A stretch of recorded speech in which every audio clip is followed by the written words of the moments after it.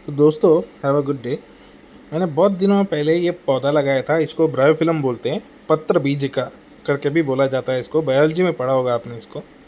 इसको पत्र बीजक इसलिए बोला जाता है आयुर्वेद में, क्योंकि इसके पत्तों के जो एडजेस हैं, उस एडजेस से न्यू प्लांटलेट्स बाहर आ जाते हैं जब भी ये पत्ता सॉइल में गिरता है।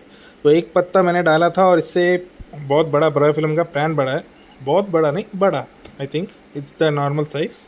मगर कुछ दिनों से उसके लीफ में आप देख सकते हैं लीफ डेथ हो रही है। मतलब वो लीफ अपने आप से सूखा जा रहा है।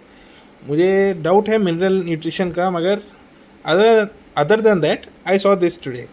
अगर आप ध्यान से देखें तो उसके अंदर एक छोटा सा कीड़ा बैठा हुआ है, येलो कलर का। You can notice on the video. So I don't know if it is drinking away the nutrition और समथिंग, या क्या चल रहा है। तो अगर आपको कुछ पता है इसके बारे में तो मुझे ज़रूर बताइएगा प्लीज़।